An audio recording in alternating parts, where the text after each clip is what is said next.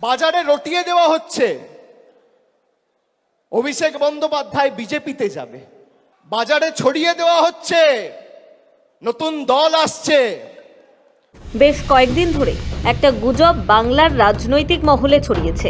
কি সেই গুজব?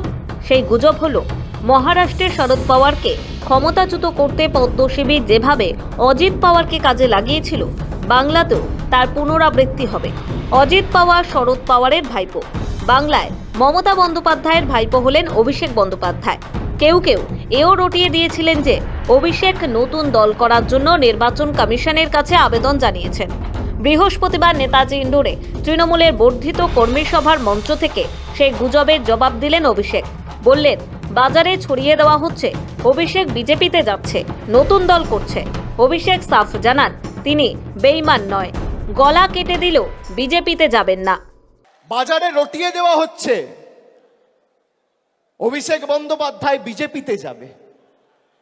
আরে আমার গলা কেটে দিলে কাটা গলা থেকে মমতা ব্যানার্জি জিন্দাবাদ বেরোবে। আমি বেঈমান নই।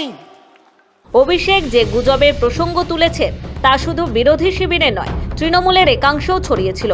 এমনকি এই ধারণাও তৈরির চেষ্টা হচ্ছিল যে এই কারণে মমতা ও অভিষেকের মধ্যে সম্পর্কে একটা আড়ষ্টতা তৈরি হচ্ছে।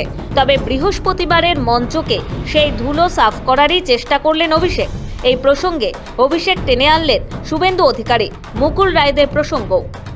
বিগত দিনে যারা দলের সাথে বেঈমানি করেছিল, মুকুল রায়, শুভেন্দু অধিকারী, এদেরকে চিহ্নিত করার কাজটা আমি করেছিলাম।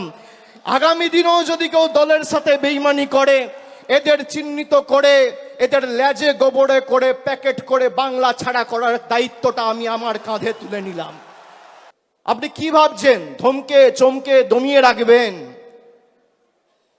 আমি অন্য ধাতুতে তৈরি। আপনি যত প্রহার করবেন, যত আঘাত করবেন, মানুষের কাছে যাব মাথা নত করে সমর্থন চাইবো। আপনাদের কাছে আত্মসমর্পণ, বশ্যতা স্বীকার করার পাত্র অভিষেক বন্দ্যোপাধ্যায় নয়।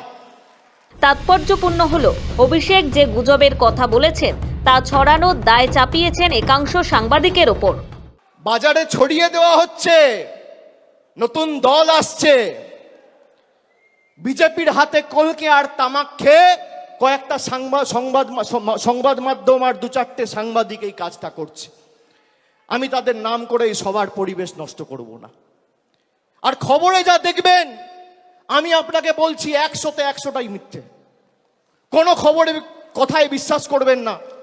কর্মী সম্মেলন থেকে অভিষেক যখন এসব কথা বলছিলেন, তখন মঞ্চে বসে ঠায় সামনের দিকে তাকিয়েছিলেন মমতা বন্দ্যোপাধ্যায়। আগে থেকেই স্থির ছিল যে বৃহস্পতিবারের বর্ধিত কর্মী সভায় মূল বক্তা থাকবেন দুজনেই, মমতা ও অভিষেক। অনেকে মনে করছেন দুজন নিজেদের মধ্যে তালমিল রেখেই কথা বলেছেন কর্মী সভায়। সৌভিক সান্যালের রিপোর্ট, সময়, কলকাতা।